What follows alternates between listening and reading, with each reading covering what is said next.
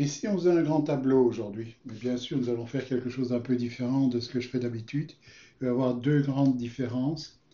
Et si vous permettez quelques minutes, je vais vous expliquer avant qu'on ne commence. Donc, la première chose, c'est que j'ai reçu il n'y a pas tellement longtemps le petit Lenormand de Johan, qui est absolument superbe. Mais les cartes sont assez grandes. Je vais vous montrer pour comparer, par exemple, avec un petit Lenormand classique, la différence de taille, comme ça vous verrez bien. Vous voyez, les cartes sont beaucoup plus grandes, mais en même temps, elles sont absolument superbes. Donc, aujourd'hui, à cause du placement de ma caméra, où je ne sais pas la monter plus haut que ceci, je vais donc vous faire un grand tableau en ce qu'on appelle 4 x 9. Donc, 4 lignes de 9 cartes, au lieu de ce que je fais d'habitude, qui est 4 lignes de 8 cartes et 4 lignes et 4 cartes en dessous. Bon, ça, c'est pas très grave, c'est à la limite, ça revient exactement au même. Bon, on n'a pas la ligne du bas, mais c'est pas très grave, je m'en sers extrêmement peu. Donc, changement de format. Autre chose aussi que nous allons faire pour faire un peu différent de ce qu'on a d'habitude, je vais utiliser un système de maison différent de ce qu'on utilise d'habitude ou ce qu'on voit d'habitude avec le petit normand. Le système habituel, c'est juste que les maisons ont les mêmes définitions que les cartes. Ici, je vais vous montrer directement d'où ceci vient. C'est le système de maison qui est décrit dans l'oracle parfait, ou le passe-temps des dames, ce qu'on appelle en anglais parfois master method, si vous avez déjà entendu. Donc un système un peu différent. Vous avez ce livre, d'après lui, il expliquait les méthodes de Mademoiselle Lenormand et Théa, etc. Mais bon, on sait très bien que il y avait des gros titres à l'époque qui n'étaient pas toujours très vraisemblables. Et en fait, si on gratte un petit peu, ce livre ici, qui date de 1875, est en lui-même un plagiat d'un autre livre qui était sorti à peu près 100 ans plus tôt et qui s'appelait, si je me souviens bien, Étrennes nouvelles de l'horoscope de l'homme et de la dame. Donc, vous voyez, à l'époque, on se copiait énormément et on prenait des grands titres comme ceci. En fait, on ne sait pas très bien ce que Mademoiselle Lenormand a utilisé comme méthode. Elle n'a jamais vraiment été décrite. Donc, ceci est probablement faux. Mais à part ça, le livre est extrêmement intéressant parce que si vous voyez dans les premières pages, après une toute petite introduction, vous avez un tableau qui est vraiment intéressant parce que lui décrit un système de maison pour un jeu de 36 cartes. Le jeu de 36 cartes, c'est vraiment impeccable parce que c'est aussi le petit Lenormand. Et donc, le système qui est décrit ici peut s'adapter extrêmement facilement au jeu du petit Lenormand. Et comme vous verrez, il y a des maisons qui sont parfois assez semblables et parfois d'autres qui sont extrêmement différentes, hein. Par exemple, c'est pas moi, la maison 31, le soleil part de bonheur, par exemple. La maison 2, satisfaction pour le trèfle. Ça, on peut comprendre que c'est quelque chose d'assez semblable à ce qu'on a avec le petit Lenormand. Mais beaucoup de cartes sont aussi complètement différentes. Par exemple, la maison 6, les nuages parlent de désir, d'espoir. La maison 30 d'Ulysse parle de querelle, de disgrâce. Vous voyez, il y a un peu de tout. 14, par exemple, le renard parle d'amour. Donc ici, on n'est plus dans la roublerie, méfiance, etc. On est dans l'amour. Donc vous voyez un système où le vocabulaire est un peu plus étendu de cette façon, en utilisant donc des définitions assez différentes pour les maisons. Donc voilà ce que nous allons utiliser. Donc je vais repasser ici vers la table. C'est extrêmement facile. Ce que je vous conseille, si vous voulez essayer, vous prenez une feuille et vous faites un beau tableau comme ceci. Comme ça, vous avez les maisons devant vous. Et c'est extrêmement simple quand on veut commencer. Et puis après, évidemment, après un certain temps, c'est assez facile de retenir les définitions et surtout de retenir les emplacements sur la table.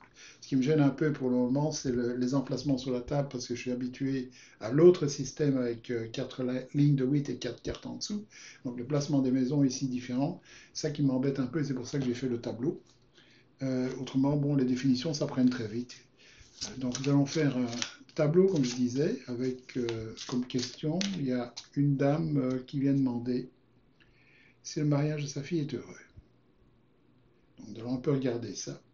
Et bien sûr, les significateurs principaux que nous allons regarder ici, avant de passer dans les détails, c'est la carte de la dame, bien sûr, pour la fille de la personne qui vient nous demander la question. La carte de l'homme, évidemment, va représenter le conjoint. Et bien sûr, la chose importante, l'anneau qui va représenter la relation, le mariage. Il y a d'autres cartes qui seraient intéressantes à voir, peut-être plus tard, telles que le cœur pour les sentiments, etc. Peut-être l'encre pour la stabilité ou d'autres. Mais ça, c'est accessoire. Les choses importantes pour le moment, c'est vraiment de regarder ce qui se passe autour de l'anneau pour le mariage et comment les deux personnes, donc l'homme et la dame, sont placés vis-à-vis de l'anneau et un petit peu voir comment tout ça est en train de se mettre ensemble. Voilà, encore mélanger un tout petit peu et nous allons mettre les cartes sur la table.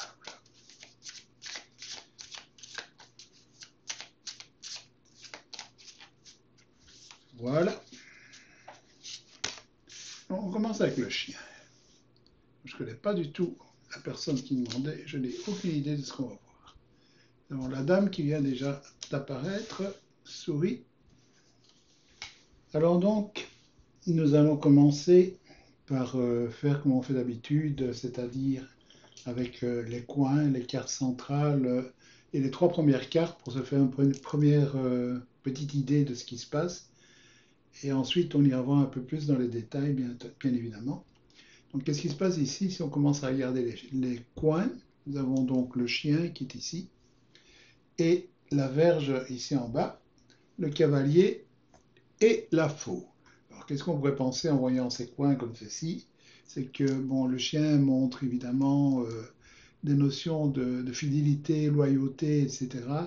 Et avec la verge ici dans le coin, on voit que cette loyauté, fidélité est sous attaque probablement, qu'il y a des arguments à ce niveau-là. Et quand on voit les deux autres coins, effectivement, le cavalier qui peut représenter quelqu'un, mais qui peut aussi représenter simplement des visites, etc., est quelque chose qui met le couple en danger. Donc là, nous avons déjà une petite indication comme quoi les choses ne sont pas parfaites, mais nous allons voir plus en détail bientôt, bien évidemment. Quand on regarde les cartes centrales dans un 4x9, évidemment, les cartes qu'on regarde, ce sont les deux ici, qui sont en position 14 et 23, donc les deux cartes du milieu ici. Et donc, qu'est-ce que nous avons là? Nous avons l'étoile et nous avons justement l'anneau. L'anneau qui est donc notre significateur pour le mariage. Et donc, avec l'étoile, nous avons donc l'espoir, si on veut, d'un succès à long terme. Donc ici, le point central du tableau montre déjà un peu une différence par rapport au coin. On voyait certains arguments et certains dangers dans les coins. Et on voit avec les cartes centrales que malgré tout, l'espoir est d'arriver à un succès à long terme avec ce mariage. Donc nous avons là probablement des gens qui sont prêts à travailler au problème plutôt que de laisser aller. Trois premières cartes sont intéressantes aussi. Nous avons le chien, nous avons la dame, nous avons les souris. Nous avons même le côté sombre des nuages qui suivent les souris et qui viennent donc exacerber leur position là-bas. Donc, qui viennent, si on veut un petit peu augmenter cette notion de stress, d'érosion, etc. Donc, nous avons une importance assez grande à donner à ces souris. Alors, qu'est-ce qu'elles racontent, ces trois cartes? Point de vue maison, si on parle de l'oracle parfait, donc, nous avons la maison des projets, la maison de la satisfaction et la maison de réussite. Donc, nous voyons ici, encore une fois, comme nous disions tout à l'heure avec le chien, qui a toutes ces notions de loyauté, de fidélité, si on veut, par rapport à ce mariage, qui sont vraiment un point d'interrogation pour cette dame. Donc, elle est concernée par rapport à ces notions, elle s'inquiète par rapport à ceci, et elle voit bien ici que son attitude vis-à-vis de ce qui se passe, point de vue fidélité, etc., est en train de s'éroder, diminuer au point que ça diminue, bien sûr, si on regarde la maison, la réussite du mariage, bien sûr. Donc là, on dirait, bien sûr, qu'elle se pose des questions. Et bon, ça fait quand même repenser pas mal à ce qu'on a vu dans les coins, là. Hein. Nous avions les discussions, comme on disait, au niveau de cette fidélité, etc., arguments. Et donc, qu'est-ce qui se passe? Et nous avions le cavalier qui vient mettre le mariage en danger avec la faux. La faux se retrouvant elle-même maison qui s'appelle la maison de la fin, donc un vrai danger à ce moment-là de terminer le couple, c'est toujours une possibilité.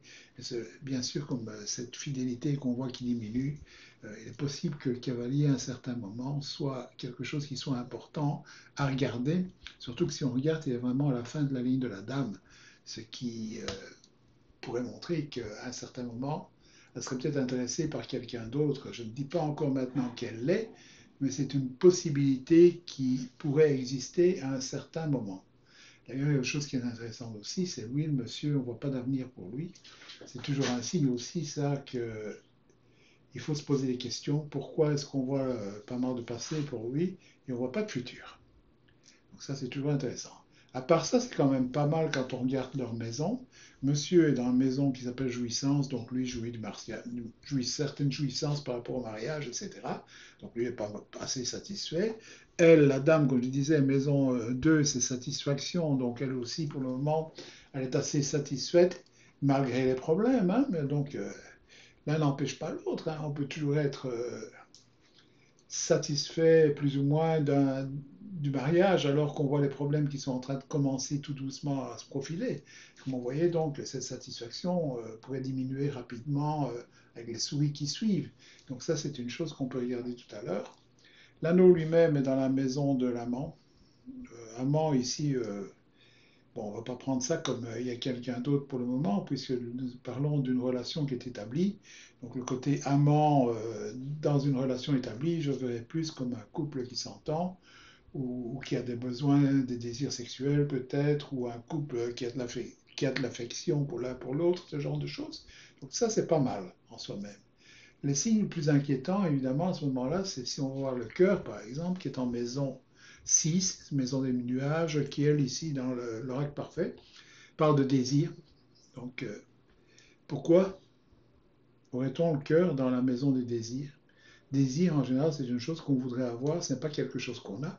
Donc, il y a probablement, quand on voit ceci, un problème dans le couple au niveau sentiment, avec l'un des deux. Et en effet, quand on regarde un petit peu plus ce qui se passe autour des cartes importantes, comme le cœur et l'anneau, et ici on ne fait vraiment que découvrir pour le moment avant d'aller voir en détail. Bon, ben, qu'est-ce qu'on voit? On a le serpent qui est juste en dessous du cœur. Donc ça, c'est pas très agréable comme carte. Hein. Chemin qui est juste à côté aussi. Pourquoi est-ce qu'il y aurait des choix à faire au niveau des au niveau sentiment, etc. Une question que vous pouvez se poser, franchement, quand on voit un couple. Hein, et normalement, les sentiments devraient être là, il ne devrait pas y avoir des choix à faire. Vaisseau qui montre certainement quelque chose qui pourrait s'éloigner aussi, pas l'idéal. Donc, comme je disais, le serpent qui est là. Si on regarde autour de l'anneau maintenant, qui est la relation en elle-même, il y a quand même quelques cartes assez ennuyeuses aussi. Hein. Des livres, hein, livres qui parlent en général de secrets, etc. Même pas d'avoir des secrets dans un mariage. La croix qui parle de peine, difficulté. Un serpent qui est ici aussi, donc complications ici au minimum, peut-être trahison, ce genre de choses. Vous savez, les serpents plus livres, en général, il y a des choses qui sont cachées, des choses où on ment, etc. C'est souvent ce genre de choses qui se passent. Le jardin, si on ajoute avec ces deux cartes-là, c'est vraiment pas génial non plus. On verra un petit peu plus en détail tout à l'heure. Cercueil, carte vraiment pas très agréable autour de l'anneau non plus. Renard qui parle souvent de fourberie, ruse, etc. Carte qu'on n'a pas envie de voir autour de l'anneau non plus. Donc finalement, il nous reste quoi comme bonne carte autour de l'anneau? Nous avons l'étoile et nous avons le soleil. Donc là, c'est un petit peu ce qu'on est en train de voir pour le moment. Chose que je remarque aussi en regardant un petit peu globalement comme ceci, le lys qui est en dessous des deux personnages. Hein. Le lys, comme on dit souvent dans le petit Lenormand, quand il est au-dessus des personnages, c'est une carte qui montre la vertu. Quand il est en dessous, c'est en général une carte qui montre le manque de vertu. Donc ici, on a un manque de vertu vis-à-vis de la clé, qui se trouve juste au-dessus. Donc, manque de vertu, si on veut, entre guillemets, donc une certaine négligence au niveau de la clé, au niveau de ce qui est important. Et en plus, cette clé se trouve dans la maison du mariage. Donc, il y a une certaine négligence vis-à-vis de ce qui est important dans le mariage. Donc ça, c'est aussi un signe qui est assez troublant.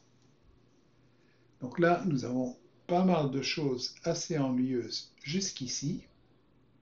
Bon, avant de passer complètement en détail, je crois que je vais en rester là pour aujourd'hui et nous ferons l'analyse en détail la semaine prochaine parce que nous sommes partis pour une durée assez longue. Je pense que si on commence à regarder un peu tous les détails, etc., on est parti pour encore 20-25 minutes à partir de maintenant. Donc j'aimerais bien refaire le reste, donc commencer à regarder l'anneau et les personnages, etc., euh, dans la même vidéo, parce que bon, autrement coupé, ça ne va pas être vraiment facile. Ce que je voulais faire ici, c'est surtout regarder un tout petit peu dans l'ensemble ce qui va bien ou ce qui ne va pas. Et donc voilà un petit peu où on en est ici. On voit, comme je disais, un mariage où on est encore assez satisfait pour le moment d'un côté, mais d'un autre côté en même temps, il y a des choses troublantes. Les sentiments dont, ne sont pas vraiment parfaitement là. On voit certains problèmes qui sont en train de s'amener dans le mariage ou qui sont en train de se révéler au jour. Des problèmes qui existaient probablement déjà. Et on verra un peu plus tard, mais bon, il y a des choses comme, vous voyez, là, ce qui se passe entre la dame et le cœur, c'est vraiment pas l'idéal, hein, les trois cartes qu'il y a ici. Quand on voit monsieur, il croise le cœur avec le serpent, donc là aussi, il y a mensonge, etc., de sa part au niveau sentiment. Donc tout ça est en train d'impacter beaucoup ce qui se passe ici, hein. On verra la dame est en train de croiser l'anneau avec le chemin, donc il y a des choix qu'elle doit faire au niveau de sa relation, etc. Tandis que monsieur il croise à travers l'étoile, donc lui a encore certain espoir malgré tout. Donc là, il y a toute une dynamique qui est en train de s'installer, qu'on verra en détail la semaine prochaine. Alors voilà, je vous remercie et à bientôt.